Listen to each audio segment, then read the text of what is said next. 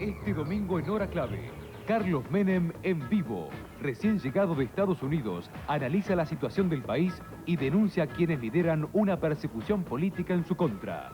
Además, siempre imitó a los políticos. Hoy, los políticos lo quieren imitar a él. Nito Artaza no se calla. Los funcionarios del Fondo Monetario le piden al gobierno argentino, a un Estado soberano, que viole el derecho de propiedad de sus ciudadanos. Y el padre Luis Farinello, arrepentido por su fallido paso por la política, confiesa qué políticos merecen el infierno. Enseguida. Sí, sí. ¿Ustedes escuchan?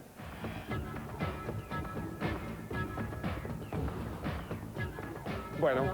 Ahí están, ya lo estaban viendo a Mariano Grondona y al doctor Carlos Menem. Enseguida estamos desde La Rioja en esta nota exclusiva. Estamos probando nuestro coaxil desde La Rioja. Bienvenidos, gracias por acompañarnos. ¿Cómo están, chicos? Buenas noches. Bien, muy bien. Está todo preparado ya para que en minutos nada más empecemos este reportaje con el expresidente Carlos Menem, un hombre que regresó de Estados Unidos y que está siendo seguido por los scratches en distintos lugares. Pese a eso, insiste. Y acá a la puerta del canal, de hecho, también hay algunos que parece que lo quieren apoyar, que otros que lo enfrentan. Menem es polémica, así que todos los interrogantes, seguramente, Cecilia, van a estar esta noche, ¿no? Así es. Bueno, vamos a hablar obviamente del... Estamos en La Rioja. Ahí está.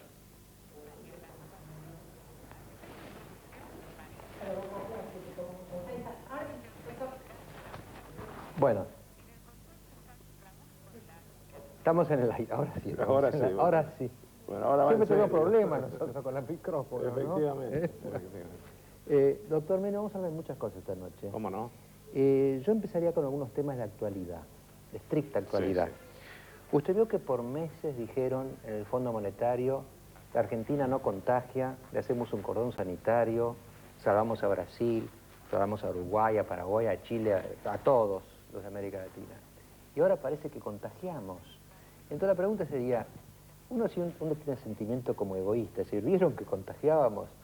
¿Pero es bueno que contagiemos o es malo? Yo creo que es malo. Pienso que si podemos superar los argentinos esta crisis lo más rápido posible, el resto de los países de la región, que son muy importantes para nosotros, también van a poder sortear esta especie de depresión que se va llevando a cabo en toda la región y evitar que las cosas pasen a mayores. Ya nosotros hemos superado varias crisis, pese a lo que se decía, el contagio, el efecto tequila, la crisis del sudeste asiático, la crisis de Rusia por su cesación de pago y últimamente la crisis brasileña en 1999, a principios de ese año. Pero nosotros sufrimos las consecuencias, sobrellevamos esta carga, Argentina creció y bueno, y después vinieron situaciones que no vale la pena comentar en este momento, quizás más adelante lo hagamos, con las consecuencias que ya conocemos. Uruguay está pasándola mal, lo está pasando mal Brasil. Antes de ayer, Chile tuvo que devaluar su moneda. Yo estuve ahí el jueves, el peso chileno estaba en $650, ahora está en casi 700. La crisis colombiana que lleva años, y como si esto fuera poco, la tremenda crisis que se vive en Venezuela actualmente. Hubo quizá ¿usted cree que una cortedad de miras? Porque la sensación era que Polo Nil, el fondo decían, bueno, la Argentina hizo el default, vivaron el default, vamos a aplicarles el escarmiento porque igual no contagian. Bueno, lo que ocurre es que ellos tienen claro un concepto terminante. Son muy legalistas y sostienen que aquí en Argentina se ha violado abiertamente el derecho de propiedad, que trajo como consecuencia la violación del derecho de libertad. Y entonces lo que no quieren ellos es que esto ocurra en otros países. La devaluación evidentemente fue una violación flagrante del derecho de propiedad. La gente que tenía además el corralito y otras medidas que se tomaron, que han privado de sus recursos a muchos argentinos, colocándonos en una situación dramática. Esto es lo que no quieren. no quieren los líderes norteamericanos, los empresarios, los banqueros, que se extienda hacia los otros países de la región. Por lo pronto, ni en Uruguay, ni en Brasil, ni en Chile se está dando la situación del famoso corralito, ni hay el blindaje, ni el megacanje, nada. Gracias a Dios todavía eso no sucedió en esos países. Hay que tratar de evitar que ocurra. Hicimos un pequeño tape, doctor Menem, sobre el contagio. ¿Quiere verlo? Sí. Aunque el ministro Labaña niegue un contagio de la crisis argentina sobre la región, los analistas afirman que el efecto tango no pasa inadvertido. Esta semana fue una de las peores para la economía de Brasil, Uruguay y hasta Chile, cada vez más tambaleante por los coletazos financieros de sus vecinos. El real alcanzó su mínimo histórico frente al dólar y Brasil se convirtió en el segundo país más riesgoso del mundo para los inversores después de la Argentina. Uruguay tuvo que aplicar la libre flotación del dólar y su moneda llegó a depreciarse en un 30% en pocas horas. Y Chile, aunque más aliviada, debe soportar los vaivenes en el mercado cambiario. ¿Somos los culpables de la crisis de toda la región?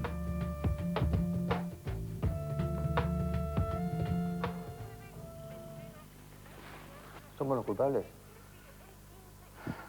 Yo creo que Argentina, por todos los medios, trató de evitar esta situación. Si los acontecimientos se desencadenaron de esta forma, es por responsabilidad de los países donde han ocurrido. No podemos atribuirle a Argentina la responsabilidad de este contagio, que sí nosotros lo sufrimos, por ejemplo, en el caso el famoso efecto tequila, que hubo corridas bancarias que prácticamente nos quedamos sin reservas en el Banco Central. Pero de ahí a pensar que este famoso efecto tango haya contagiado de tal forma las economías de la región, llevándolas a situaciones muy difíciles, esto tiene que ser motivo de un profundo análisis. Para mí, en principio no somos responsables, pero aceptaría la responsabilidad si me demuestran lo contrario.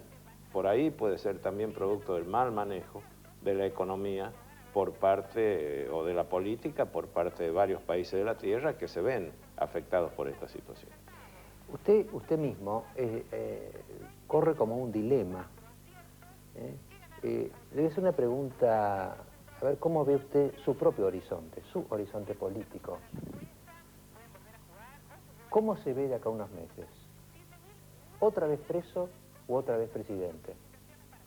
Bueno, yo prefiero lo segundo, ¿no? Son dos extremos, ¿no? Sí, no hay nada medio para usted. Son dos extremos totalmente incompatibles. Yo no creo que vaya a ir preso de nuevo porque no hay motivo, no hay causa, no hay razón. Esto ha sido un invento, una persecución política y eso todo el mundo lo sabe.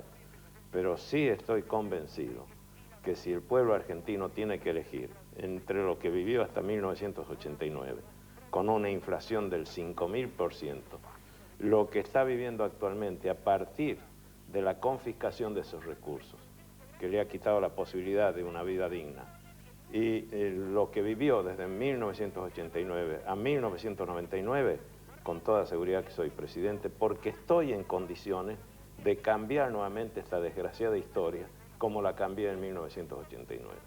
Ahora, ¿será por eso que le pegan tanto? Mire que le pegan. No tenga la menor duda. No tenga la menor duda que ese es el motivo. Hay un acto numeroso, por ejemplo, con mucha gente, con motivo del homenaje a Julio Mera Figueroa, y aparece un grupo de escrachadores al más puro estilo nazista, tratando de entorpecer ese acto. Había 100 personas en la calle o menos, y 2500 dentro del salón donde le rendíamos un justo homenaje a uno de los hombres de la política que la transitó exitosamente. Lo mismo ocurrió en Córdoba, en un club privado, se supone que era privado, aquellos que se beneficiaron con la acción de gobierno, de los 10 años de gobierno, ese club se construyó durante mi gestión, son los que fueron a hacer un escrache, entraron cámaras en forma a hurtadillas, llevaron en los autos a militantes de otros sectores de la política cordobesa. Y bueno, una batucada, el famoso escrache, que no eran más de 20, mientras nosotros estábamos celebrando la boda de la diputada nacional Marta Larcia. Por supuesto que estas actitudes, reitero, son de corte netamente nazista. ¿Por qué nazista? Y era lo que ocurría en Alemania. Los famosos escraches no son nuevos, vienen desde aquella época, o desde antes. ¿Qué le hicieron a Carlos Pellegrini? También lo escracharon. Sí, Mitre lo protegió, se lo llevó. Claro, después de ser uno de los presidentes más exitosos de la República Argentina. Pareciera ser que el éxito no le agrada a algunos de nuestra comunidad. Pero déjeme que le cuente lo de la Alemania nazista. ¿Qué es lo que hacían?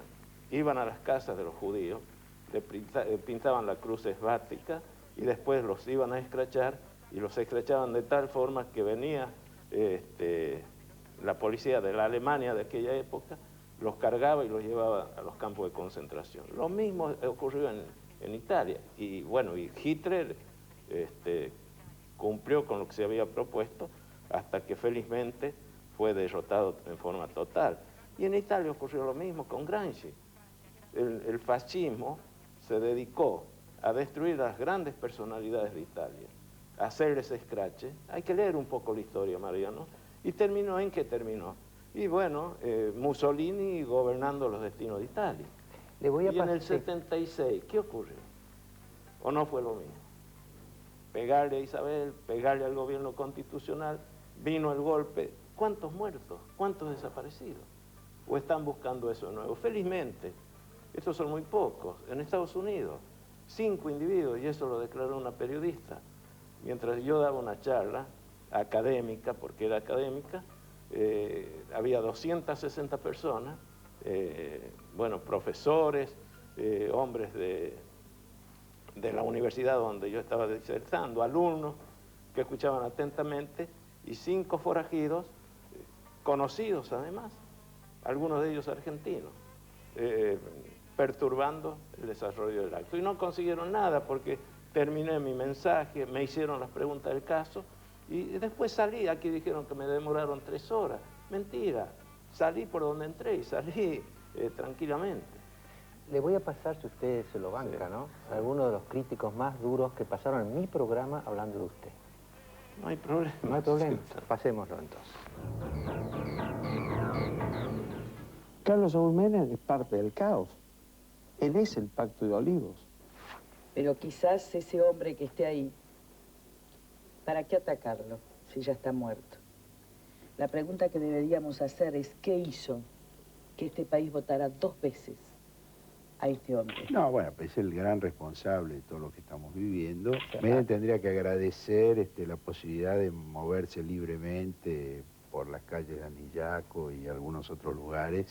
Lo que le falta a Menem es vergüenza. Menem es un delincuente que debería estar en la cárcel por los gigantescos negociados que hizo durante la década del 90, y entre otros el contrabando de armas, y solo por una justicia dependiente y sumisa no está en la cárcel.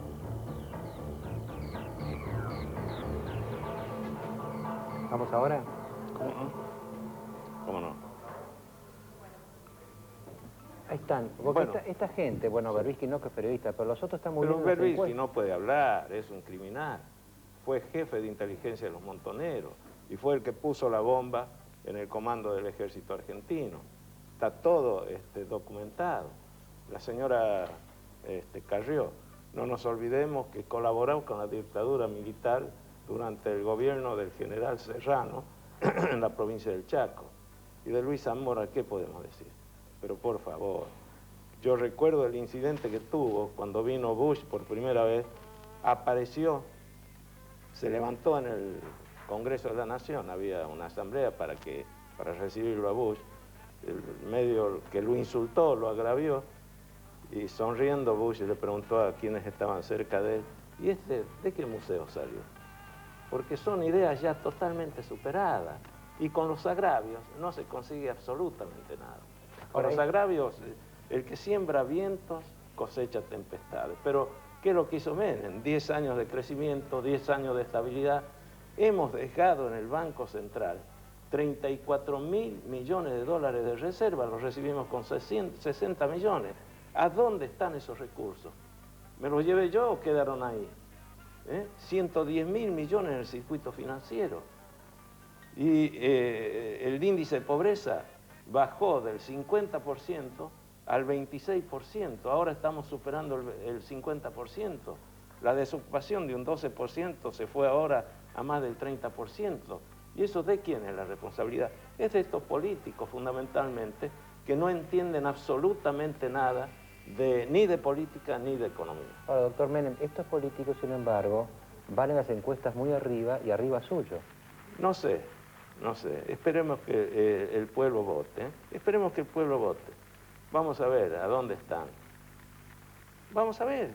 Lo mismo decían en el 89. No, Menem no puede ser, Menem no. ¿De dónde salió? ¿De dónde viene? Claro, un hombre del interior. Y perdieron 2 veces las elecciones.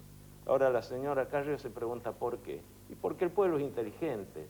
El pueblo argentino no masca vidrio y va a diferenciar estos desastrosos periodos, el anterior al 89 y el actual, con el que vivimos nosotros, en paz, en armonía, creciendo y insertándonos en el mundo, de tal forma que yo ahora me puedo dar el lujo de viajar a cualquier país de la tierra y nos reciben con todos los honores y hacen referencia al caso argentino, como ocurrió últimamente en Estados Unidos, con 3 expresidentes, con un presidente actual, con 2 expresidentes, con hombres del nivel de Henry Kissinger y con toda la banca de los Estados Unidos, empresarios, banqueros, hablando de la problemática argentina y tratando de hacer lo imposible para ayudar a nuestro país.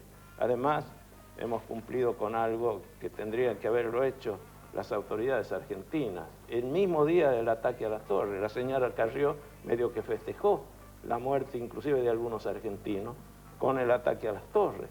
Nosotros fuimos, colocamos una ofrenda floral, les rendimos homenaje a los muertos, a los Estados Unidos, y entre los muertos había un bombero argentino. Estuvimos con los compañeros de ese bombero argentino. ¿Quién hizo algo similar? Ya llevamos casi un año. Y esto fue posible por el enorme prestigio que esta humilde persona tiene en Estados Unidos y en otras partes del mundo. ¿Sabe que el caso Carrió, usted, el caso Zamora? Fíjese las últimas elecciones. ¿Cuántos votos sacó la señora Carrió? No llegó al 10%. ¿Y de qué me está hablando? En el Chaco perdió. Y entonces, dice que las encuestas y los votos no van parejos. No van parejos. No van de la mano. No van parejos. Si yo recuerdo todos los programas que se hacían en el 95 respecto a las elecciones, no, Menem no puede ser, a lo sumo puede aspirar a una segunda vuelta. Y yo dije, no, esto es como la samba, primera y adentro. Y fue la primera vuelta. Porque mire que Zamora tiene una buena imagen de hombre honesto, lo cual en la Argentina aparece como raro. No creo, porque es muy fácil. Yo ya le dije en el anterior programa, Mariano, y que creo que lo dije en otras oportunidades. La difamación la acuñan los delincuentes y la hacen circular los honestos. Y esa es una forma de acuñar la difamación, las opiniones de esta gente. Entonces la gente escucha, el pueblo escucha, muchos desechan la versión, la inmensa mayoría, y otros por ahí la aceptan y hacen correr la bola. Esta es la verdad. ¿Usted los ve a ellos como sus rivales, a Carrió y a Zamora? No, ¿serían sus rivales? Son muy pequeños para ser rivales míos. No. ¿Y los rivales estarán dentro del peronismo entonces? Con toda seguridad, con toda seguridad. Los únicos momentos que Argentina vivió realmente bien fue durante los gobiernos justicialistas. El gobierno del general Perón, el tercer mandato del general Perón, lástima que murió muy pronto al asumir el gobierno, a los 6, 7 meses. Y bueno, después, de nuevo la difamación, de nuevo la calumnia, de nuevo la injuria. ¿Qué provocaron? Un golpe de Estado que costó mucho a Argentina. Estamos en lo mismo. Que se dé cuenta el pueblo argentino, que escuche a los políticos que realmente hablan con la verdad, y no con la mentira y la difamación. Me critica Rodríguez Sá. pareciera ser que se olvidó el doctor Rodríguez Sá, que yo lo tuve que recibir ahí en Olivo a las 2 de la mañana por el problema que tuvo en San Luis. Que no traiga entonces este tipo de comentarios, porque no tiene razón. Fue una de las provincias que más recibió durante mi gestión en concepto de fondo de coparticipación. Pero yo no me hubiera animado, porque no era necesario, a declarar en default a la República Argentina ante la algarabía de algunos de los que estaban ahí presentes en el Congreso de la Nación. Entrar en cesación de pago es prácticamente plancharlo al país. No era necesaria la declaración de default, porque podríamos haber seguido dialogando con los organismos internacionales de crédito y con países que nos podrían haber ayudado. Tampoco era necesaria la devaluación. Bueno, ¿y cómo estamos? Y la responsabilidad es de estos políticos que se dedican a criticar y no a proponer nada, absolutamente nada. Vamos a ir 10 segundos a Buenos Aires y seguimos. ¿Cómo no? El expresidente Menem, que aquí frente al canal hay unas treintena de personas manifestando su rechazo a la figura del doctor Menem, sin incidentes, una manifestación aquí en la puerta de Azul Televisión. Mariano.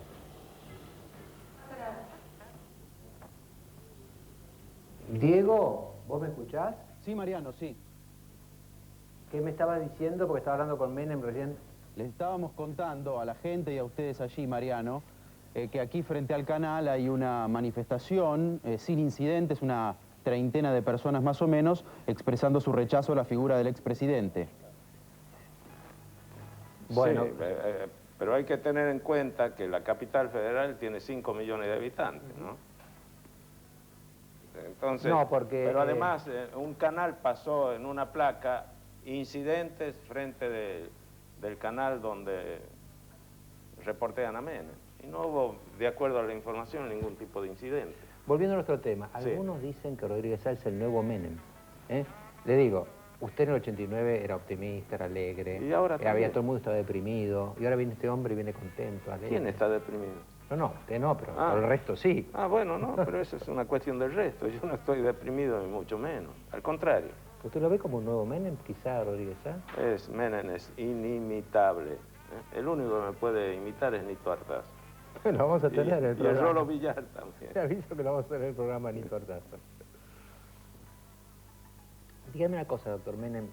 Su relación con Bush, usted fue recibido en Estados Unidos, aparte de se vio con el presidente Bush, fue recibido en su casa con el expresidente Bush, con el padre.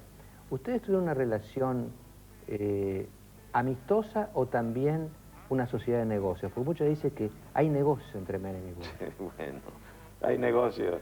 Por eso fui preso. Me llevaron preso los militares y después investigaron, como dije siempre, hasta mi grupo sanguíneo. Y me tuvieron que dar la mano, pedir disculpas y ponerme en libertad. ¿Usted niega que haya habido negocios con Bush? Pero no, es una amistad muy sincera, muy profunda. Desde que él vino a apoyar a la democracia cuando aquí hubo un intento de golpe de Estado. Él se jugó, vino, estuvo al lado nuestro y desde entonces surgió esta amistad. Y después, cuando ocurrió la invasión por parte de Irak a Kuwait, hablamos y enviamos un par de naves para contribuir a la expulsión de los iraquíes del territorio kuwaití, porque Kuwait es un pequeño país, no podía hacer nada. Fuimos 28 países. De América Latina, el único país que estuvo presente fue Argentina. Y desfiló por la Quinta Avenida en Nueva York, encabezando el desfile, nuestra bandera, junto con 27 países más. Doctor Menem, volviendo a la actualidad, usted vio el diario de hoy, sale algo que me parece interesante, a lo mejor me gustaría que lo comentara, que para revertir la desconfianza en los bancos podrían llegar a tomar depósitos con garantías en el exterior. Una especie de banca offshore. ¿Y qué le gusta eso a usted? No, yo quiero que retome la gente la confianza nuevamente en Argentina y venga y deposite como depositaba durante nuestra gestión o gestiones anteriores en sus bancos y que los bancos traten por todos los medios de empezar a trabajar para devolver los recursos que quedaron en el corralito. Cuando la gente sale a protestar con cacerolazos y todo lo demás, pidiendo lo que realmente le corresponde, yo aplaudo. Tienen toda la razón del mundo. Nosotros no tuvimos, vuelvo a repetir, necesidad del corralito. Y bueno, respondiéndole a la señora Carrió, los muertos que vos matáis gozan de muy buena, no de buena salud, de muy buena salud. Ahora, no hay una contradicción, usted dice, bueno, no, que no hagan banca offshore, que los bancos se la banquen, digamos, y bueno, que tengamos confianza en los bancos. Pero la idea de dolarizar, ¿no es también una forma de extranjerizar? No, no. Han extranjerizado en Europa con el euro. Pero por favor, van a quedar 3 o 4 monedas en el mundo, que van a ser las rectoras en el ámbito monetario, en las políticas monetarias. Creo que a medida que avance la integración de nuestro continente, se van a dar cuenta de la necesidad de que circule una sola moneda. Por lo pronto, nosotros tendríamos que hacer circular el dólar. Argentina está dolarizada. Póngale a cualquier argentino un peso en un lado y otro y un dólar al lado del peso, ¿qué elija? ¿Va a elegir el peso o el dólar? Entonces, un buen gobierno tiene que darle respuesta a la gente, como se la dimos durante 10 años. Unos hablan de ficción, otros de ilusionismo, y claro, 4 millones de automóviles que se vendieron, dándole trabajo a un montón de argentinos en las fábricas que se instalaron, pareciera ser que fuera una ficción para algunos políticos de décima, o ilusionista. Un ilusionista puede hacer su fenómeno en un segundo, en 10 segundos, pero no en 10 años. Está medio enojado esta noche usted, me parece. Pero estoy con una sonrisa en los labios. Sí, sí, pero las cosas que dicen no son... ¿Pero qué? Enojado con Carrió, con Zamora, No, con ¿y los ellos qué atacan, con los dijeron? escrachadores, Pero escúcheme, con ¿qué todo el mundo. dijeron ellos? ¿Qué dijeron ellos? Además, ¿cuántos son los escrachadores? A mí me interesa el pueblo, la gente, la que siempre me dio su confianza. Y por más que traten de cambiar la historia, los responsables, no me vaya a decir que estoy enojado de nuevo, porque los responsables de este desastre son los que instalaron el gobierno de la Alianza a partir del 10 de diciembre de 1999. Inflaron a quienes integraban este conjunto de aliados, triunfaron, fracasaron y entonces quieren hacer recaer la responsabilidad en uno. ¿A dónde están? ¿A dónde están los que integraban la alianza? ¿Qué hacen ahora? Vamos a los auspicios y seguimos. ¿Le parece Bueno, bien? ¿cómo no? Muy bien. Las siguientes empresas acompañan a Mariano Grondona y Nora Clave.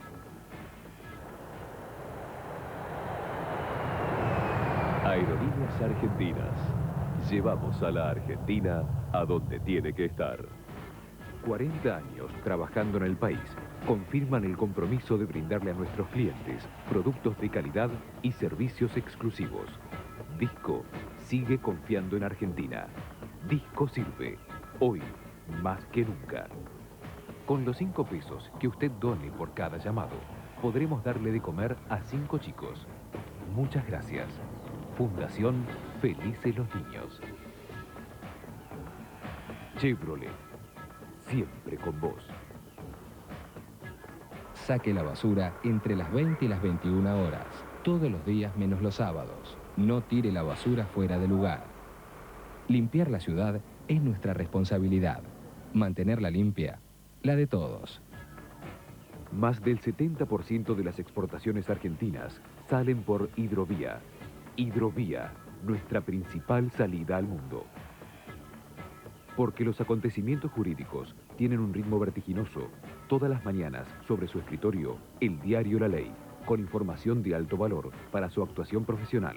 Teléfono 4373-2666. Mazalín Particulares, la empresa tabacalera líder en la Argentina, inicia su segundo siglo de trabajo y compromiso con el país. Netizen, una compañía de Sky Online y sus servicios de Internet inalámbrica, ADSL, cable módem y enlaces dedicados. 0810-810, Netizen, 6384. No podés confiar solo en tu suerte. Provincia Seguros, vamos a estar ahí cuando más nos necesites.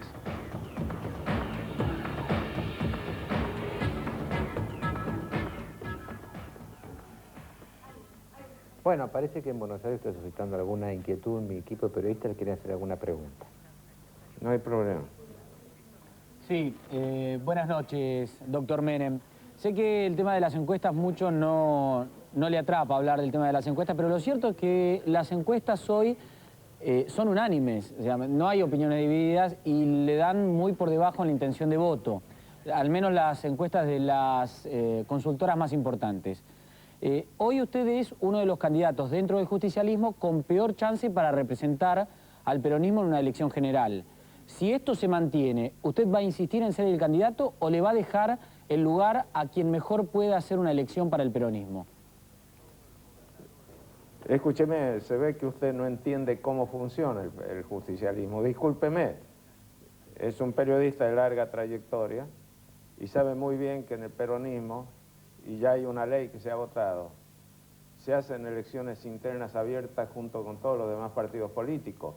Así que vamos a ver quién es el que tiene más chance.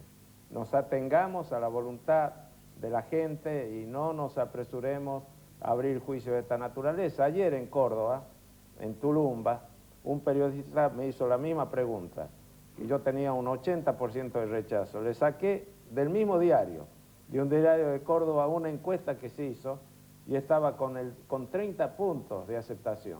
Así que no, esto de las encuestas es una cuestión muy maleable y esperemos. Yo también perdía en el 88 con el doctor Cafiero.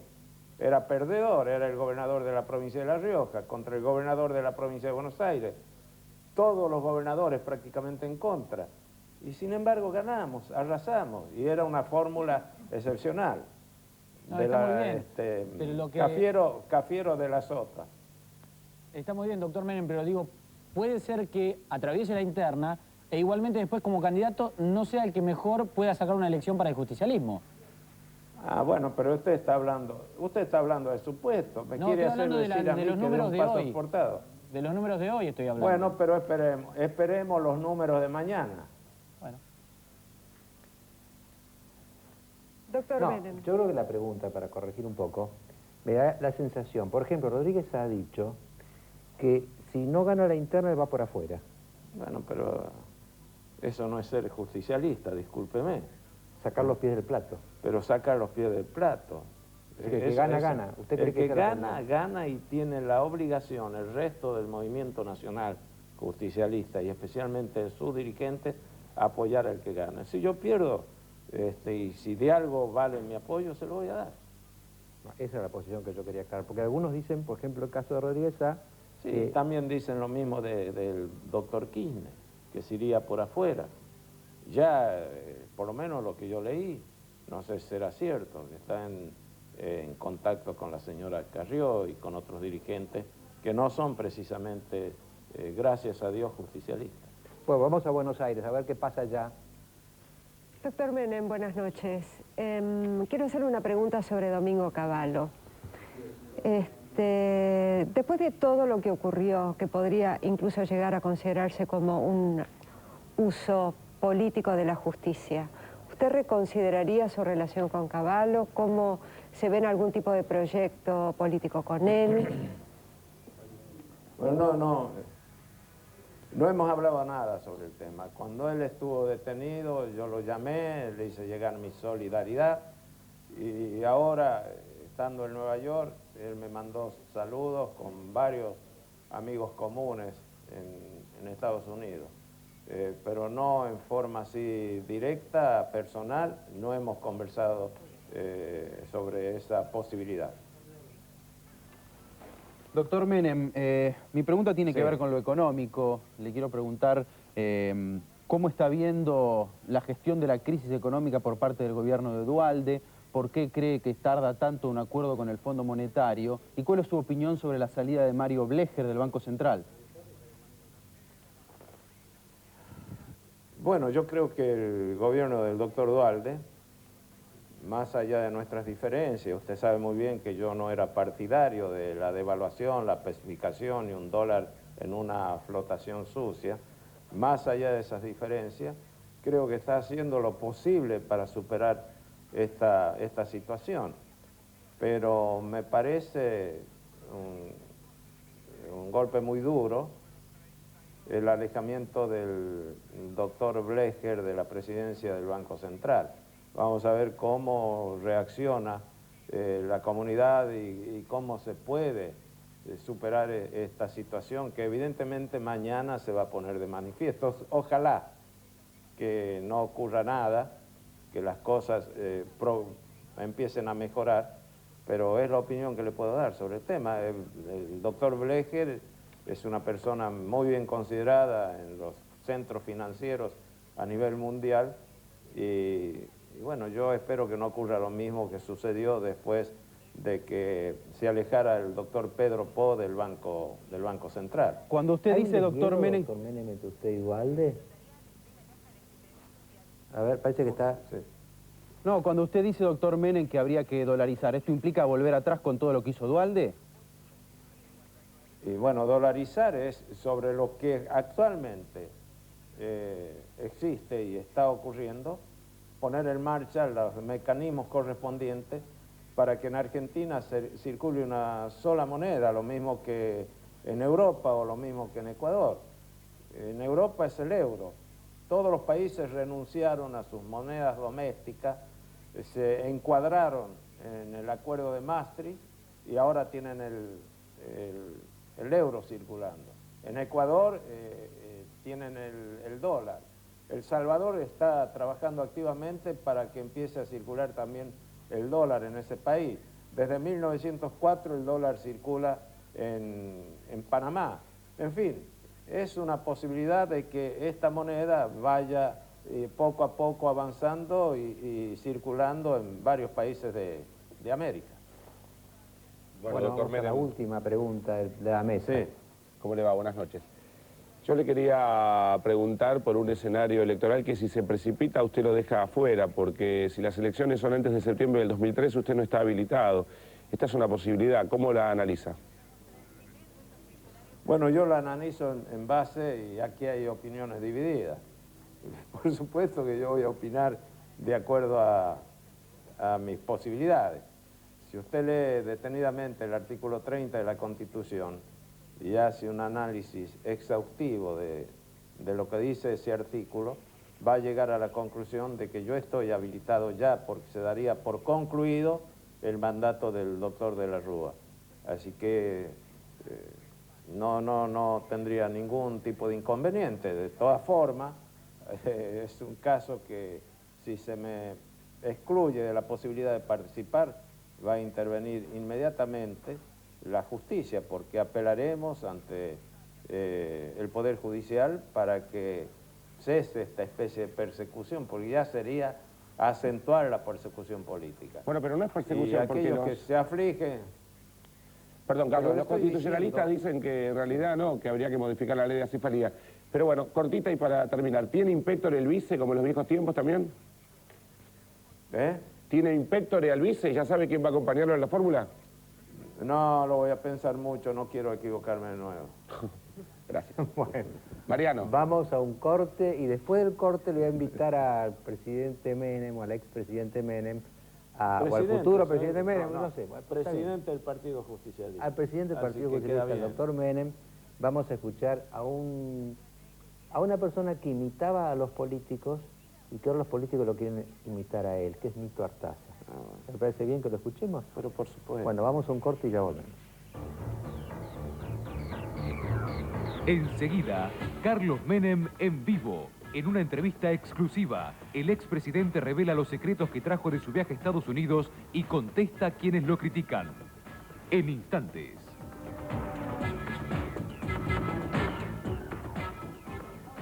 Bueno, si le parece, miramos el tape de Nito Artaza. Como no, lo apoyo totalmente. Me parece muy bien. Es un gran artista. Nito. ¿Cómo le va, doctor? Buenas noches.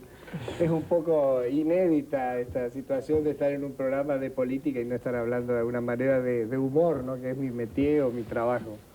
Nito, ¿qué no imitaría usted de los políticos que imita? en el teatro? Bueno, en primer lugar que no tengo ninguna aspiración política. Me gustaría estar, en mi caso, trabajando como empresario teatral o actor, que soy feliz con esto.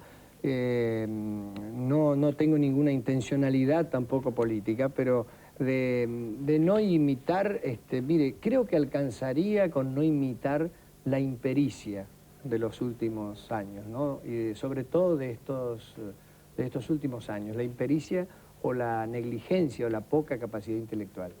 La mala praxis. La mala praxis sería en medicina, sí. Es verdad, es interesante eso, ¿no? Porque Porque el error a veces es peor todavía que la mala fe. Sí, que la mala fe. Daño, Uno ¿no? quiere pensar realmente que se ha obrado seguramente con impericia y no de mala fe, ¿no es cierto?, en estas circunstancias. Yo no creo que haya hay que tener mucha mayoritariamente voluntad gente. para pensar así. Claro, sí, bueno. Muy buena, trata buena. Ahora, ¿viste qué parábola lo que te sucedió a vos? ¿No? Vos por años imitaste a los políticos. Sí. Y ahora, aparentemente, la gente está tan copada con vos que no sería extraño que los políticos te empiecen a imitar para captar votos, ¿no? Hacer chistes un poco... No, no es un chiste. En realidad te voy a Vamos decir a una ver, cosa. vamos a ver justamente el momento en que Nito hace un discurso político. Salir a decirle a los responsables de esta tragedia, estamos dispuestos a decirles que todo lo que hagan a partir de ahora lo harán en contra de la voluntad de la mayoría del pueblo argentino. Hay gente que necesita que le cuiden sus ahorros, que quiere volver a creer, que quiere volver a tener confianza, pero primero que nos desestafen. Que los desestafen. Nueva palabra. Creo que, bueno, que esa es la base de toda actividad, digamos, bancaria, es la confianza. Y yo creo que necesitamos bancos, vivir en una Argentina normal. Creo que partió todo esto, primero de esta normativa perversa desde el Estado cuando sucedió todo esto, y después la reacción de los bancos, de no saber cuidar a sus clientes, es decir, de decirle al Estado, señores, tengo un contrato particular con mis clientes, que es la base de la confianza, es la base de la actividad bancaria, y yo no puedo violar este contrato y entonces pedirle a través de la justicia al Banco Central para que faculte a las entidades bancarias a tratar de solucionar el problema contractual con sus clientes. Ahora, sí, yo le iba a preguntar, ¿a quién le reclaman ellos, y vos en particular, la devolución del dinero? ¿Al Estado o a los bancos? O sea, ¿quién es el responsable de lo que pasó y de que estén los ahorristas como principales víctimas de la crisis? Bueno, yo quiero decir, primero, buscar los responsables, se lo dejo siempre, digo, al doctor Grondona, a Félix Luna, a los que hagan la historia, porque no soy economista y no soy político.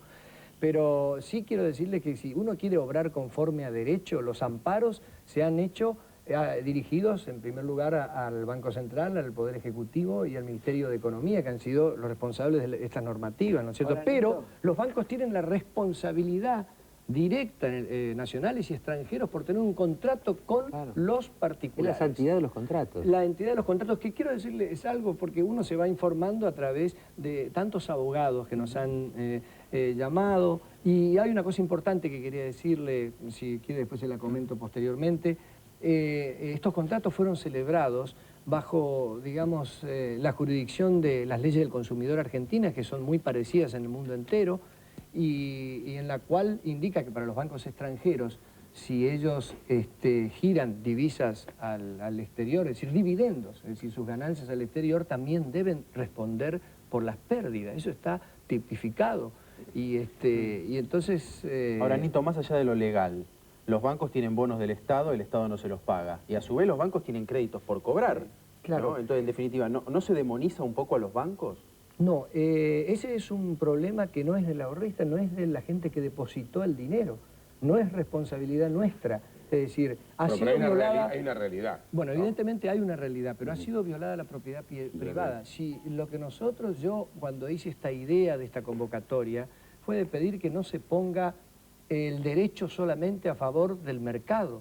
Si ocurre esta situación, cortar el hilo por lo más delgado es lo que no se puede, porque estamos dejando un antecedente grave de violar la garantía constitucional. Es decir, el débil paga el pato. Claro. Pero tenemos otro discurso otro pasaje del discurso de Nito, esta vez referido al Fondo Monetario Internacional.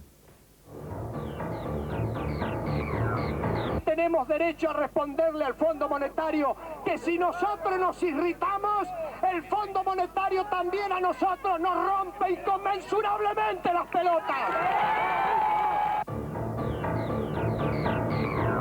Quiero hacer una salvedad. Es cierto que usted sabrá, doctor Grondona, que uno a veces por, digamos, emoción violenta dice algunas palabras que no quisiera decir, pero no es que no quisiera decirlas, lo hago y lo ratifico, pero digo, la expresión quizás no es la misma, pero le falta esa parte de este discurso que yo respondí de esa manera por lo siguiente, porque los funcionarios del Fondo Monetario presionan al gobierno argentino para que los ahorros de los argentinos sean convertidos en títulos públicos en forma compulsiva. Es decir, el dinero que no es de los bancos, que no es del Estado y menos del Fondo Monetario Internacional, ellos opinan y piden, ellos que nos piden planes sustentables, serios y nos hablan de libertad, le piden al gobierno argentino, a un Estado soberano que viole el derecho de propiedad de sus ciudadanos. Por eso merece esta respuesta tan contundente y, si se quiere, ese exabrupto llevado un poco por la emoción violenta. Si respondo al Fondo Monetario interpretando la voluntad de la gente, dice, ¿por qué se meten con mi dinero? ¿Por qué se meten con mis bienes? Si respondo al gobierno, a los legisladores, es porque uno invocó la ley y la derogaron. Uno invocó la Constitución, la Carta Magna de los argentinos y también la denegaron. Y cuando empezó a actuar la justicia como ciudadanos normales, fuimos a la justicia, también inventaron una ley tapón que es absolutamente inconstitucional. Y entonces, ¿qué nos queda? ¿Cuál es el camino? ¿Seguir tolerando? Recién Diego Valenzuela hablaba del discurso político, Benito. Para nosotros, los que miramos este discurso, esta fue la mejor parte de su discurso, Benito. Mañana, que es el Día de la Bandera, cada uno de ustedes se levantará la mañana y podrá mirarle a los ojos a sus hijos y decirles que vino a defender su futuro. Pero sin embargo, habrá otros que desviarán la mirada cuando su hijo le pregunte: papá, ¿es cierto que estafaste a millones de argentinos?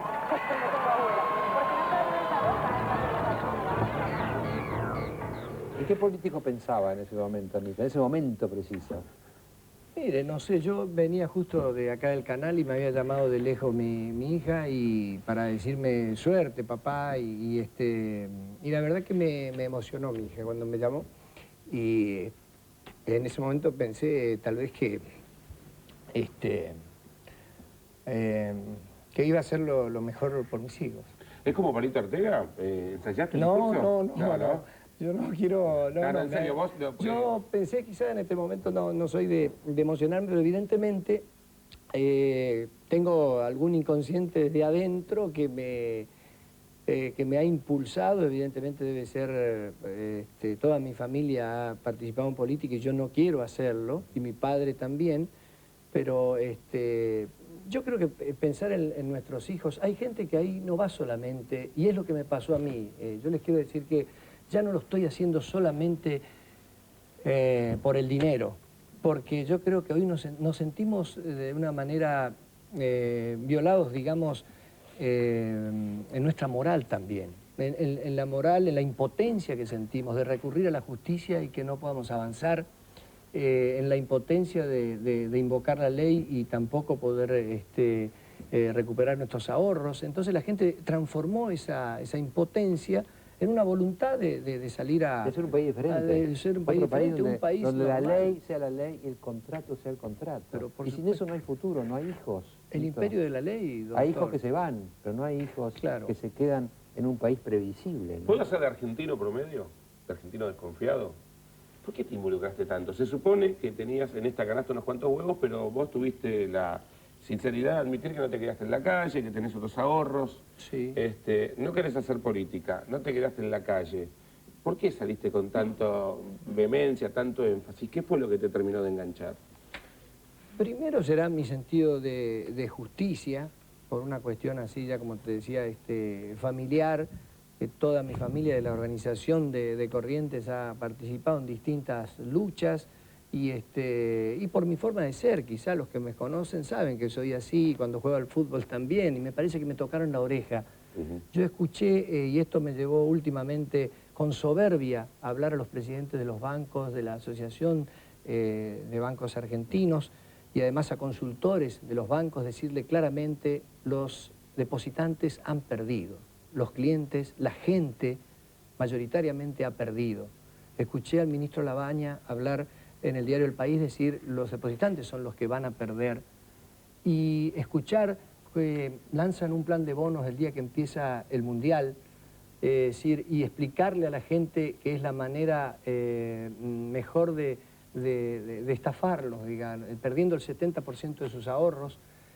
Eso me hizo, realmente esa impotencia, es como me hubieran tocado mi fibra íntima de decir lo peor que le puede pasar, no sé si es al gobierno, a los responsables de esto, y quizás peco de soberbio, y a los bancos, es que yo ya no lo esté haciendo solamente por recuperar mis ahorros. Voy a encabezar personalmente el día 2 de julio, vamos a ir personalmente llevando miles de firmas legalmente y conforme a derecho, personalmente a Washington, a la Comisión Interamericana de Derechos Humanos en representación de miles o de millones de argentinos que están sufriendo esta situación. La Comisión Interamericana de Derechos Humanos con sede en Washington, personalmente. Una muy chiquitita, doctor.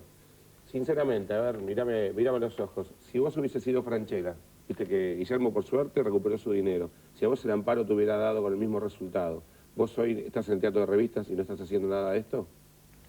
No, desde el momento en que yo tomé el compromiso de acompañar a la gente, seguramente yo tengo la esperanza de que se haga justicia conmigo y con miles. Pero si a vos te hubiesen dado el dinero como se lo dieron a Franchella, por ejemplo. Yo creo que de haber tomado un compromiso, tengo que seguir absolutamente hasta el final acompañando a la gente. Pero el compromiso lo tomaste después de que no te dieron... Franchella tuvo mucha suerte, gracias a Dios, como todo. Hoy eso es una cosa muy importante que quería decir, perdón que te desvíe. No, está bien, está bien. Ari, Por favor, es muy importante esto en el sentido, por el tiempo que tenemos, que la convocatoria que hicimos, leía en artículos hoy del diario, que decía que levantó el ánimo, reavivó el ánimo de los jueces del Fuero Contencioso Administrativo Federal, que desde la vigencia de la ley Tapón mantienen millares de amparos en un impas, sin resolver, y ahora están trabajando de allí, que consideraban inminente el dictado de inconstitucionalidad de la ley Tapón. Es decir, se sienten apoyados los jueces. Ahora, cada vez que sale conforme a derecho, lo único que hacen es dictar la ley, los jueces son sospechados.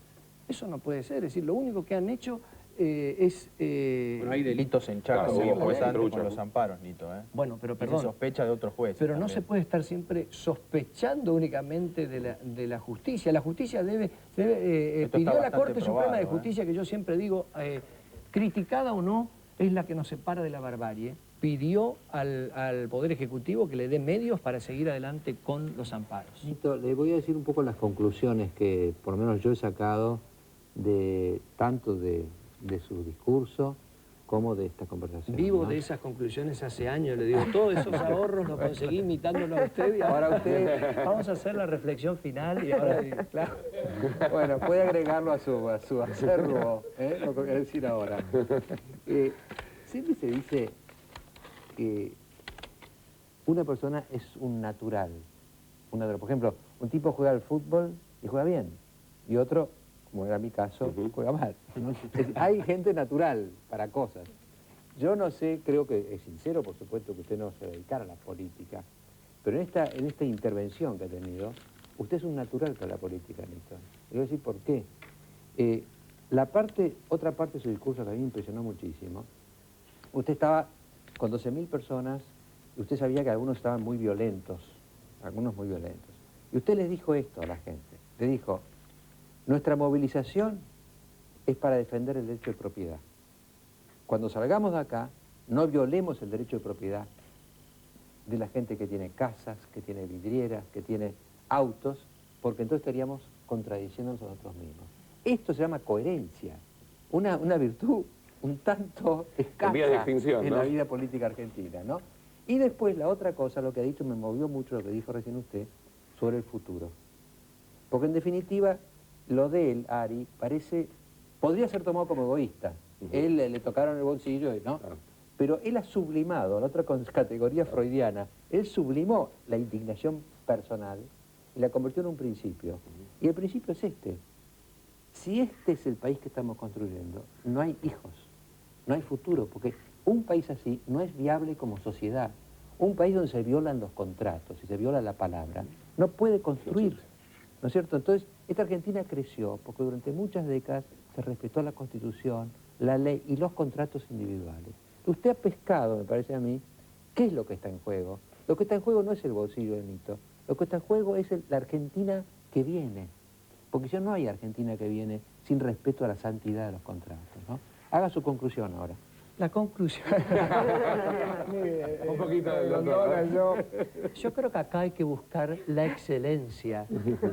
Y siempre digo que, escuchando a Mariano Grondona, por eso digo que no voy a participar, no acompaño ningún programa político o proyecto político, porque hay que buscar la excelencia. Es decir, los futuros dirigentes argentinos, que ya estamos en la cuenta regresiva, estamos en el advenimiento de la nueva clase política y de otro país quizá después de esta crisis, deben ser buscados entre los notables de la Argentina, empresarios con experiencia internacional, gerentes que estén a la altura de los acontecimientos, buscarlos en las universidades, en sus especialidades, es decir, que los hay. ¿O acaso no hay notables en Argentina? Como decía Borges, el argentino no es individualmente inferior a nadie, pero colectivamente no existe. Eso es lo que tenemos que empezar a pensar. Pero solamente en este tema yo me circunscribo únicamente a este reclamo puntual del derecho de propiedad de la gente y que no se vean perjudicados los que menos han tenido sus lobbies o acceso a los poderes del Estado o al poder legislativo o al poder judicial o al poder ejecutivo. Bueno, no siga porque si no acá van a reemplazarme. No, perdón. Está bien. Hasta acá, Nito. Acá. Discúlpeme, está bien, no. Muchas gracias. Muy amable, gracias. Gracias. Gracias a usted. Doctor Menem, su reacción frente a lo de Nito. Bueno, yo creo que ha demostrado, más allá de lo que él dice, una capacidad política excepcional. Ha planteado claramente qué es lo que le está sucediendo a nuestro país y fundamentalmente ha circunscrito su discurso en un tema, diría yo, fundamental, el derecho de propiedad. Aquí se ha violado el derecho de propiedad, el famoso contrato social del cual nos hablaba Juan Jacobo Rousseau ha quedado pulverizado. Y así en estas condiciones es muy difícil que la gente vuelva a confiar en nuestro país, vuelva a creer en nuestro país, especialmente los grandes inversores cuyas puertas hay que abrirlas nuevamente para que vengan a ayudarnos a salir de esta difícil situación. No se sale de palabras, se sale con recursos. Los recursos lamentablemente no están aquí. Cuando Nito dice que la banca extranjera traiga nuevamente los recursos que se ha llevado, me parece bien. ¿Y nuestra banca? ¿Cómo se hace con la banca nacional? Con el Banco Nación, el Banco Provincia de Buenos Aires y otros bancos provinciales. Esos recursos no están. Entonces, ¿de dónde hay que conseguirlos? Me parece muy bien que Nito vaya con una delegación y con firmas a reclamar en Estados Unidos, en Washington, y siempre estamos volviendo a Washington para que se solucione. Esto que hace también a los derechos humanos. Cuando se viola el derecho de propiedad, se viola... También es un derecho humano. Pero claro, y la libertad también, como muy bien lo ha expresado. Entonces, yo creo que si es que la banca extranjera va a devolver los dineros que salieron de aquí de Argentina, también la banca nacional tendría que devolver esos recursos. ¿De dónde salen? Y volvemos al principio. Hay que dialogar con los grandes centros financieros del mundo y fundamentalmente con el país líder del mundo, que son los Estados Unidos de Norteamérica. Hay que mantener excelentes relaciones en estos niveles para que puedan fluir nuevamente recursos a la República Argentina. Yo les quiero recordar algo, Mariano. y lo sé porque yo intervine en las conversaciones. Cuando México entró en el famoso efecto tequila, México recurrió a Estados Unidos. A mí se me hizo una especie de consulta en aquella época, era presidente el presidente Clinton. Y yo dije que había que ayudar a México. Quizás este empujoncito haya servido para algo. Estados Unidos puso 50.000 millones de dólares y México arrancó y salió de su crisis, después devolvió todo lo que le habían prestado. Y si esto ocurrió con México, ¿por qué no con nosotros? Esto es lo que usted haría si fuera hoy presidente. Sí. ¿Usted hablaría con Estados Unidos? Con el Fondo Monetario Internacional, con el Banco Mundial, con el BID, que está demasiado afligido. Yo estuve con Enrique Iglesias también, porque hay una deuda muy grande con el BID y teme que por ahí no haya la posibilidad de recuperar, ¿no? Y esto que se ha planteado ya a nivel de Argentina, se le está planteando a nivel de otros países. ¿Usted cree que si ahora usted tuviera el poder, estaría en condiciones de resolver el corralito? Yo diría que sí, pero fundamentalmente estaría en condiciones de sacar de la pobreza, que es lo que más me interesa, a miles y miles de argentinos. Recién me decía que no tiene impacto el vicepresidente porque se quiere buscar de nuevo. Sí. ¿Lo dijo por Rucao o fue por Duhalde? No. Es una especie de humorada, usted sí. Pero lo que le quiero decir es que yo no soy partidario de que se siga manteniendo la figura del vicepresidente. Lo dije una y mil veces. Pero sí la figura del ministro de Economía. ¿Usted tiene alguien en texto? Yo diría que ya hay que dejar de hablar de ministros. Hay que empezar a hablar de secretarios de Estado. Y de ahí para abajo, de presidentes, de comisiones, de educación, de justicia, de seguridad, de economía. ¿Qué es lo que ocurre en Estados Unidos? Yo estuve reunido con los presidentes de la Comisión de Seguridad de los Estados Unidos y con el presidente, los presidentes, el presidente y 2 o 3 colaboradores más de la Secretaría de Economía de los Estados Unidos. Así que yo creo que hay que ir transformando también a Argentina desde el punto de vista político. Más pensando en equipos, otro más, equipos más que en personas. En equipos y, como dijo Nito, apelar a los mejores. Sin olvidar de la experiencia de los que ya han transitado largamente el mundo de la política, que han sufrido cárceles, persecuciones, quizás los que me critiquen han vivido cómodamente con el régimen militar, pero de todos modos, hay que hacer una reforma profunda del Estado nuevamente, intensificar esa reforma profunda y también de las instituciones que componen el Estado. Un ejemplo, le exigen a las provincias un sistema unicameral. ¿Y por qué no la nación? Lógico, ¿qué sentido tiene el Senado? Lo tiene Suecia, lo tiene Finlandia, lo tienen varios países de la Tierra. Pero que no quieren bajar el número de bancas. Pero es que, bueno, no quieren, pero hay que imponerlo. Si la gente quiere, en vez de tener casi 400 legisladores, ¿por qué no una asamblea legislativa con 150? Bastan y sobran. ¿Sabe cuántos recursos se ahorrarían con un sistema de esta magnitud, de esta naturaleza? Israel tiene una sola cámara, una asamblea legislativa. Finlandia lo mismo, Suecia lo mismo. ¿Por qué no Argentina? Vamos a otra ronda de nuestros colegas allá. ¿Cómo no?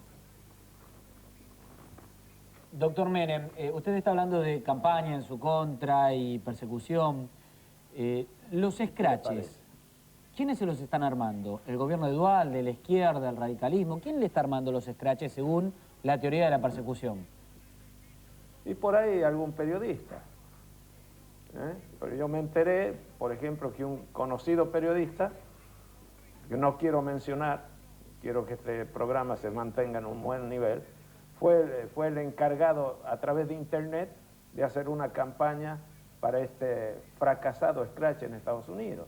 Entonces, no hablemos tan solo de los políticos, hablemos también del mundo que usted integra.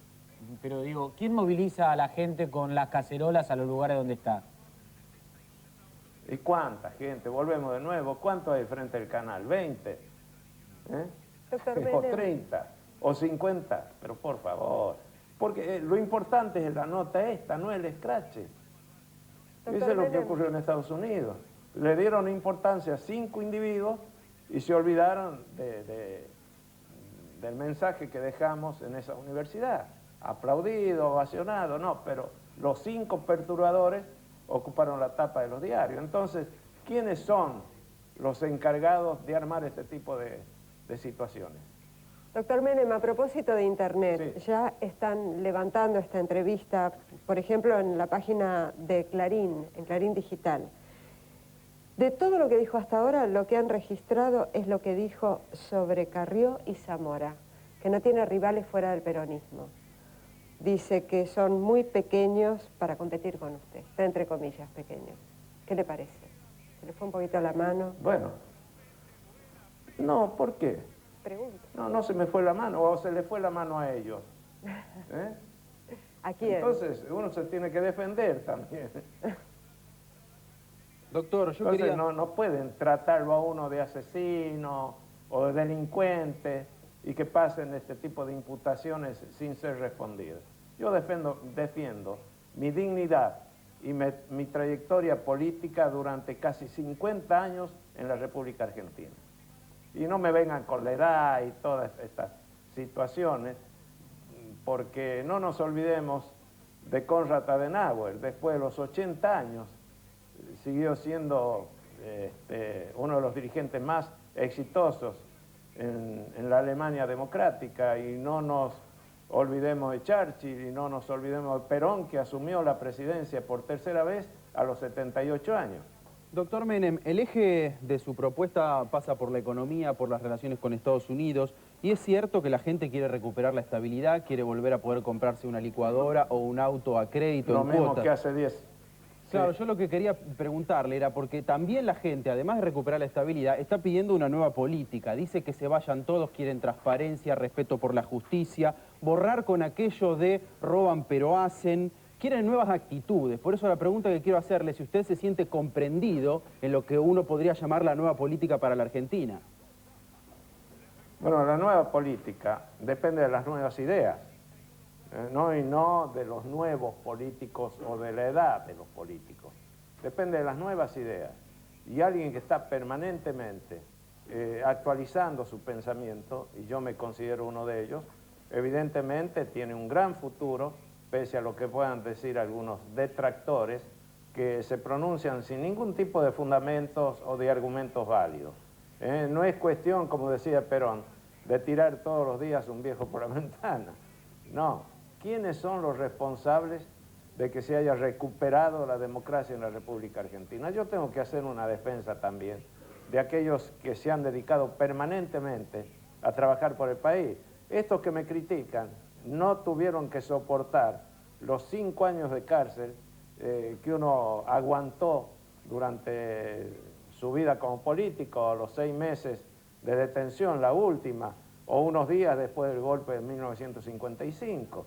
Es decir, yo tengo argumentos más, pero de sobra, para refutar cualquier tipo de difamación, como lo están haciendo algunos impotentes que no saben qué hacer ante la situación que vive Argentina. El otro día yo escuchaba a un posible ministro de Economía de uno de los políticos que opinó ahí, cuando le preguntaron, bueno, ¿y qué salida tiene Argentina? Es Ezeiza.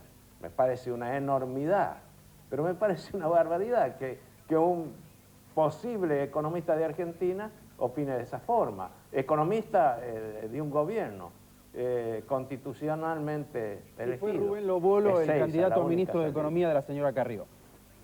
Y bueno, pregúntenle a la señora Carrió qué opina. Doctor, en el final, más que una pregunta es, no quiero decir conclusión porque es un plagio a Mariano, pero subiéndome lo que decía Diego. No, las conclusiones, Ali, ¿Sí? a las conclusiones las hacemos Mariano y yo. No es una conclusión, es una pregunta. No hay competencia Está en la bien. materia. Bueno, No, es una- está bien. no, No, porque recién eso no. Diego hablaba de la nueva política y yo le digo, hay una nueva sociedad, doctor, y usted no hace autocrítica. Yo puedo entender que usted considere que es injusto que se lo relacione con la corrupción, es su visión y yo se la respeto, pero es una nueva sociedad. ¿Usted que le gusta tanto el fútbol? ¿Vio lo que pasó con Bielsa? La gente hizo más hincapié en su honestidad que en su fracaso desde el resultado. Me parece que hay que cambiar un poco el discurso y ser más autocrítico, porque si no la gente realmente, doctor, no va a dar el voto. Pero sí, escúcheme, desde el momento que yo estoy haciendo nuevas propuestas, estoy criticando las propuestas anteriores, no todas. pero alguna de ellas. Se tiene que dar algún palito a usted también. Y además, yo he sostenido en muchas oportunidades, por ejemplo, que por ahí hubo algunas materias que quedaron pendientes. Pese a los enormes recursos que volcamos en el seno de nuestra comunidad, la cuestión social no fue totalmente solucionada. Es una de las materias, reitero, o de las asignaturas pendientes. Se habló mucho del déficit fiscal. Yo no me puedo hacer cargo, y hay economistas en el programa, del déficit fiscal de las provincias en un régimen auténticamente federal como el nuestro, sí, del déficit fiscal de la nación, que no superó los 2,5 puntos cuando Maastricht establece un techo de 3 puntos, o la deuda externa, que no superó el 42% del PBI cuando Maastricht, por ejemplo, establece un techo del 60%. Dentro de esos aspectos, evidentemente podríamos haber acotado un poco más la deuda externa y el déficit fiscal, pero hicimos lo imposible y construimos 84.000 obras públicas y recibimos el Banco Central con 60 millones de dólares. Perón, en 10 años, construyó 72.000 obras públicas y ustedes recordarán lo que decía el general: no puedo caminar por el oro que hay por los pasillos del Banco Central. Doctor Menem, vamos a ir a un corte, pero después del corte... No me interrumpa el discurso. No, ya está. Si no, la seguía hasta las 12 de la noche. Tenemos que ir a un corte, pero usted, después del corte, me va a contar los secretos de su viaje a Estados Unidos. ¿Cómo no? Ya volvemos.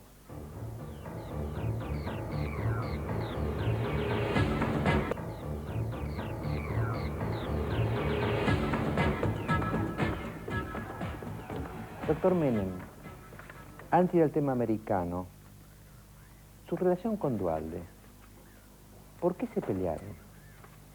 Yo no me peleé con el doctor Duhalde. Quizás él se haya peleado conmigo. No, en ningún momento yo le falté el respeto, en ningún momento le quité el saludo, ni nada que se le parezca. Lo que ocurre es que en el justicialismo siempre hay situaciones como las que estamos pasando actualmente, pero siempre hay soluciones también, ¿eh? Así que la vía de la solución, del diálogo, está siempre abierta. Él va a andar por acá cerca, ¿eh? Y sí, mañana. Se va a inaugurar una planta elaboradora de aceituna, de Roemet, con una inversión de 12 millones de dólares en la ciudad de Antofagasta. Es una inversión que se empezó a hacer durante nuestra gestión de gobierno. Como dije al principio, son las inversiones que le dieron la posibilidad a muchos de tener sus casas en country privados, que ahora por ahí algunos protestan. Pero esas protestas, ojo, se pueden volver en contra de ellos. ¿Se va a encontrar con él mañana? Y mañana vamos a estar en Antofagasta, seguro. Van a estar los dos en el mismo lugar. Y, sí, el mismo lugar, el mismo palco y bueno, y después hay un... ¿Y le va a susurrar almuerzo, algo usted a él? no sé si... ¿Le va a susurrar algo? ¿Eh? ¿Le va a susurrar algo a Duhalde? No, los políticos no tenemos por qué susurrarnos absolutamente nada. El susurro es una cuestión de amor. ¿Eh? Y no hay amor con Duhalde. Pero puede haber afectos. ¿Qué le diría usted a Duhalde si mañana dice... Supongo que mañana acá, por La Rioja, Duhalde le dice: Carlos, ¿qué me aconsejas? Yo no estoy en condiciones de aconsejarle a esta altura de los acontecimientos absolutamente nada al doctor Duhalde. Es un hombre que lleva muchos años también en la vida política, fue gobernador de una provincia, vicepresidente, actualmente senador y presidente transitorio de Argentina, y tiene sus méritos, no hay ninguna duda. Pero aconsejarle que, si él renegó del modelo puesto en marcha en 1989, dijo que ya estaba agotado por exitoso, cosa que no compartí, y bueno, y después lamentablemente no le fue bien en las elecciones. Me hace recordar lo que ocurrió en Estados Unidos, en el caso Clinton. El vicepresidente Clinton medio que lo rechazó durante toda la campaña. Gore lo rechazó durante toda la campaña electoral. Y así le fue también. Y Clinton es un hombre de un prestigio espectacular. Es uno de los presidentes más exitosos que tuvieron los Estados Unidos de Norteamérica. Ahora, por ejemplo, ¿usted le diría que lo siga teniendo Labaña o que lo cambie No, Labaña? Eso no viene al caso. Discúlpeme, Mariano, porque no estoy en condiciones de aconsejarle al presidente cuáles tienen que ser sus colaboradores. Yo no hubiera aceptado durante mi presidencia que alguien venga y me diga fulano de tal tiene que ser tal cosa, no, ni tan siquiera por vía consejo. Y eso, Mariano, hace el liderazgo. Claro. Cuando no hay liderazgo, no hay gobernabilidad. Y cuando no hay gobernabilidad, hay caos.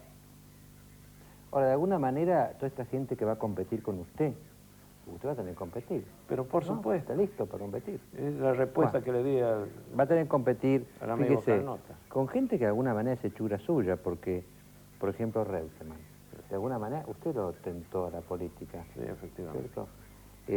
Bueno, Duhalde fue su vice, ahora es presidente, no va a competir en la campaña. Rodríguez Sá fue su gobernador. En fin, es gente que usted por ahí puede decir, son críos míos. Claro, no es para tanto. Yo creo que cada uno tiene su personalidad y se va formando de acuerdo a su personalidad y a los conocimientos que va adquiriendo en este mundo fascinante que es la política. Gente que por ahí yo los apoyé y los apoyé sostenidamente, sí, es cierto, pero si triunfaron es por la capacidad de ellos y no por el apoyo mío. Reutemann, ¿cuál es su opinión de Reutemann? Es un gran amigo, no de ahora, sino desde hace mucho tiempo, y está haciendo dentro de esta tremenda crisis que se da actualmente en nuestro país y en toda la región, está haciendo bien las cosas.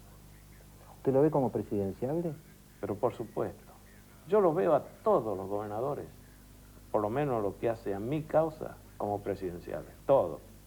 ¿Usted cree, doctor Menem, que se habla mucho que Estados Unidos no lo quiere a Duhalde, que Estados Unidos lo quiere a Reutemann, que usted tiene muy buen ambiente en Estados Unidos?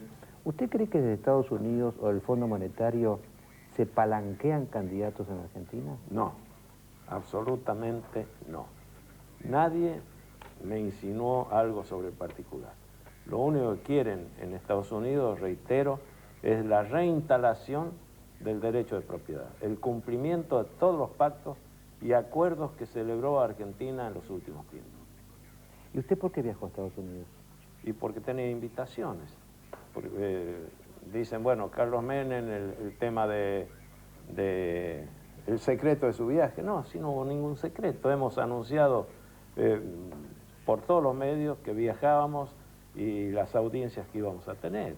Me entrevisté con 3 presidentes, 2 expresidentes y el presidente actual, reitero, grandes políticos, empresarios, inversores, no hablando del derecho de propiedad, ya sobre los finales de una jornada muy larga. Tuve una entrevista con 15 inversores en el campo energético, desesperados, habían invertido en Argentina 15.000 millones de dólares y estaban al borde de la quiebra, no sabían qué hacer. Y yo les dije que tengan un poco más de paciencia. Argentina va a revertir esta situación y ustedes van a poder salir de esta crisis que también los aqueja. 15.000 millones de dólares, que no son chauchas y palitos, ¿no? Ahora, hay ciertas preferencias de ellos, usted detectó ciertas preferencias, es decir, prefieren ciertos candidatos más que otros. No, en ese aspecto no hemos hablado absolutamente nada. Si usted tuviera que sacar un resumen de su viaje, ¿qué es lo más importante que le ocurrió en este viaje? Bueno, las entrevistas con los políticos a los cuales hice referencia, las entrevistas que estuvimos, por ejemplo, con el presidente de la Reserva Federal de Nueva York, McDougall, las entrevistas con Enrique Iglesias, del BID, del Banco Interamericano de Desarrollo, las audiencias que tuve con muchos economistas, entre ellos Guillermo Calvo, en una reunión de más o menos 10, 12 economistas, que en principio, también está con la dolarización, en principio. Habría que preguntarle a él, pero me dio la impresión que sí. Además, en las conversaciones estuvieron Ana María Mozo, Jorge Castro, varios de los que me acompañaron, que se iban turnando en esta serie de encuentros que tuvimos durante más de 10 días, pero en forma consecutiva. Doctor Menem, ¿por qué usted cree que el fondo demora y no nos manda plata? Y yo creo que el fondo demora porque le prometimos muchas cosas. Hubo ya más o menos 7, 8 acuerdos fiscales entre el gobierno nacional y las provincias, y por ahí hay temas y puntos que no se cumplieron. Entonces, el fondo quiere tener la seguridad de que sus inversiones van a tener algún tipo de retorno en algún momento de la existencia de nuestro porque país. vio que lo que pasa es que aquí nosotros en Argentina los criticamos a ellos porque no nos apoyan, pero afuera los critican por habernos apoyado antes. Sí, sí. Pero es que cuando nos apoyó el fondo, éramos un país creíble, confiable. Y vuelvo a reiterar, la deuda externa que nosotros dejamos era de 120.000 millones de dólares. Habíamos recibido a Argentina con una deuda externa de casi 90.000 millones de dólares, más o menos. La renegociamos porque había que renegociarla, y cuando nos fuimos quedaron 120.000 millones de dólares dentro de las prescripciones de Maastricht, a punto tal que en una de las visitas que hicimos a Suiza, con motivo del encuentro a nivel mundial de economistas y de jefes de Estado, nos decían que Argentina estaba en condiciones, en Davos, de ingresar a la moneda común en la Unión Europea. ¿Por qué? Porque respetábamos todas las prescripciones que se habían establecido. Inclusive, hablé con el presidente Cardoso para establecer un pequeño Maastricht en el Mercosur a los efectos de tener una moneda común. Bueno, no pudo ser en ese momento, pero creo que todavía hay tiempo para ir avanzando en un proceso de integración con todo el continente americano. Vamos a la ronda con los muchachos Sí, de allá. cómo no. Muy bien. Sí. A ustedes. Mariano, le quería preguntar al doctor Menem, teniendo en cuenta lo que está diciendo usted de que Duhalde eligió un modelo equivocado, no es que está llevando adelante un modelo equivocado, ¿cree que hay que adelantar las elecciones precisamente para que no siga equivocado mucho tiempo y el país no se siga destruyendo, o no? ¿O hay que esperar hasta el 2003? Bueno, yo soy partidario de que el doctor Duhalde complete el mandato que le otorgó la Asamblea Legislativa. Pero decir, pese a que está por mal camino. Hasta septiembre del año que viene. Pese a que está por mal Siempre hay camino. tiempo para corregir. Siempre hay tiempo para corregir. ¿Lo ve corrigiendo a Duhalde este rumbo?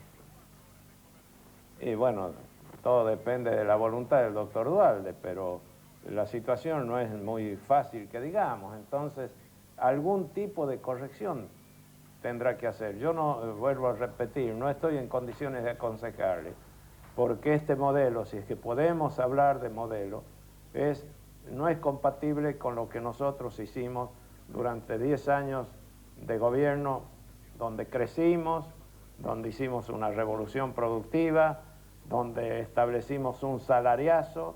Cuando nos fuimos, el ingreso per cápita estaba en $8.500, ahora no creo que supere los $2.000.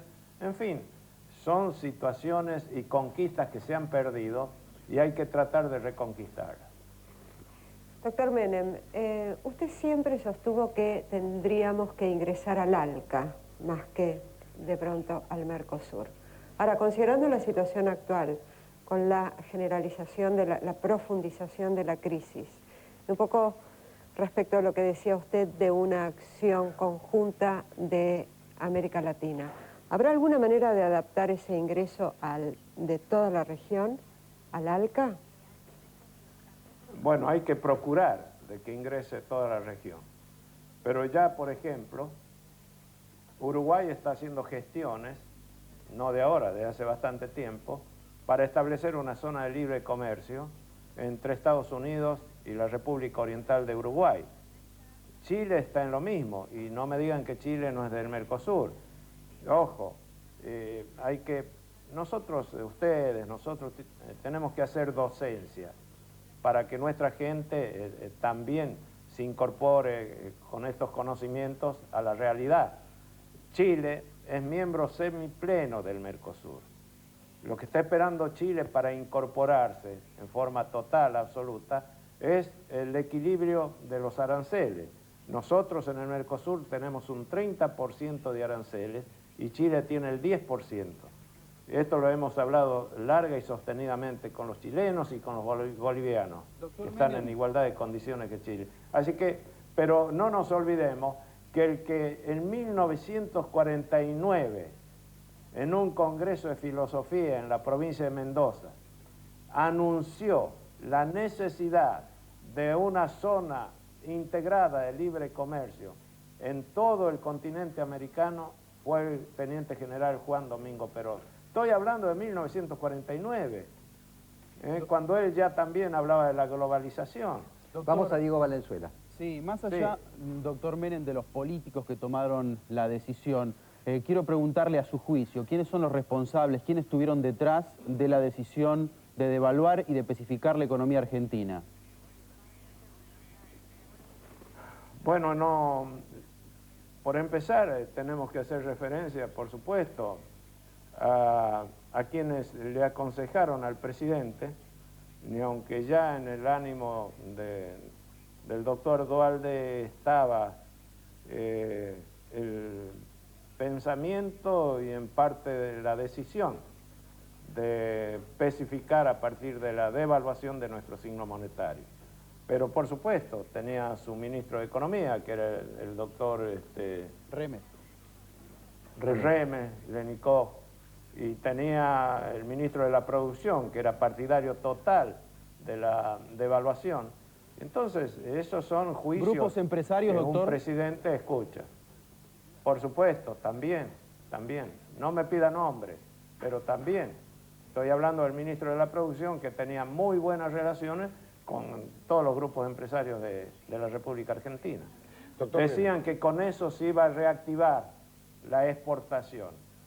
Con el dólar 1 a 1 batimos récord en materia de exportación. El 27.000 millones de dólares.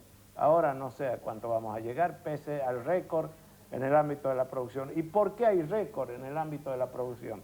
Y simplemente porque, fíjese, cuando llegamos al gobierno, la maquinaria agrícola tenía 20 años de antigüedad. Nosotros dejamos la tecnología y la maquinaria del campo, entre otras cosas, con 5 años de antigüedad. Y esos son grandes logros que la gente por ahí no lo termina de entender. Vamos a ir a la pregunta de Ari Paluch. Ari, pero hágale la pregunta y le preguntará al doctor Menem que por favor la conteste después del corte. ¿Cómo no? Le damos tiempo. ¿Cómo no? Para que la responda durante el corte. Gracias, Mariano. El tema es que... milagro que me haga callar, pero... No, acá, perdón, yo voy a contar una confidencia acá. Acá cuando uno dice que vaya al corte, hay que ir al corte. Pero aquí Cecilia, que es mi asistente, me hace señales a mí que vaya al corte. Me hace señales a él. Entonces no sé cómo pararlo. Yo la única Cecilia que le hago caso es... Hay otro, está bien. Cada uno tiene su Cecilia, bueno. Bueno, ahora Ari hace la pregunta y usted no habla. Vamos al corte. Va. Bueno, la pregunta tiene que ver con un argumento electoral de gente del entorno de Menem, que suena casi mágico, teniendo en cuenta que Brasil, la 9ª economía del mundo, no va a tener más asistencia financiera, parecería, y que en el entorno de Menem dicen, con respeto, ¿no? Sube el turco y llegan directamente desde Estados Unidos 30.000 millones de dólares. ¿Esto es verdad o es mentira?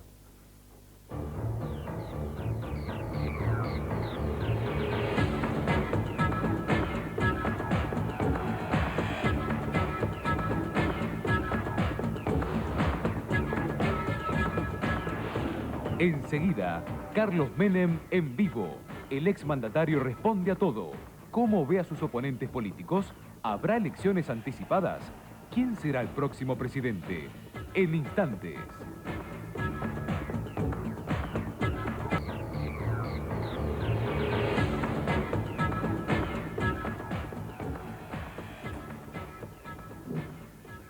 Bueno, nos quedaba la pregunta de Ari Paluch. Ari, ¿la quiere repetir muy sintéticamente para no faltarle yo a la autenticidad de su pregunta? Bueno, cómo no. La pregunta es si, como dicen algunos integrantes del entorno de Menem, seguramente auspiciando su victoria electoral, si él llega a convertirse en presidente de la nación, llegan desde Estados Unidos de Norteamérica 30.000 millones de dólares de asistencia.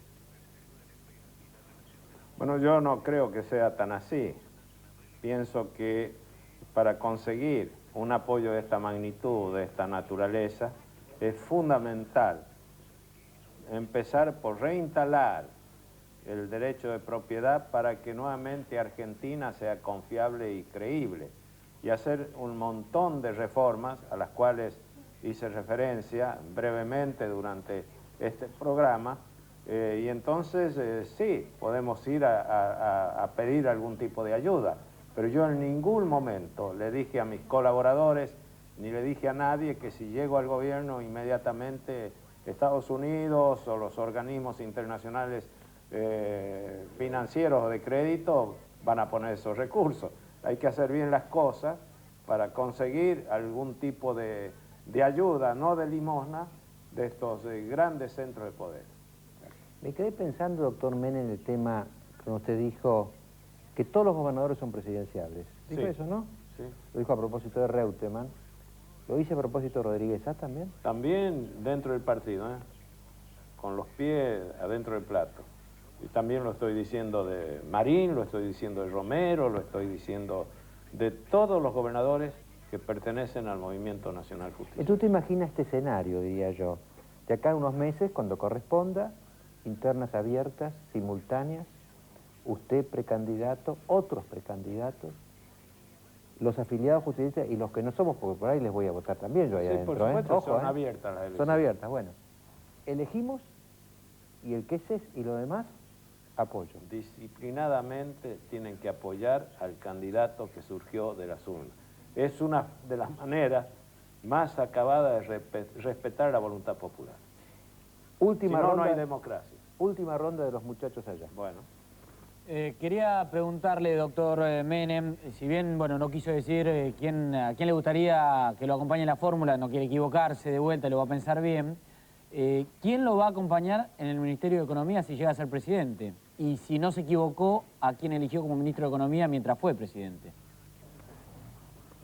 No, yo no me equivoqué cuando elegí los ministros de Economía. Lamentablemente el primer ministro que elegí falleció, Roy. Después Rapanelli hizo un buen papel, después vino Herman González, después Cavallo y al último Roque Fernández.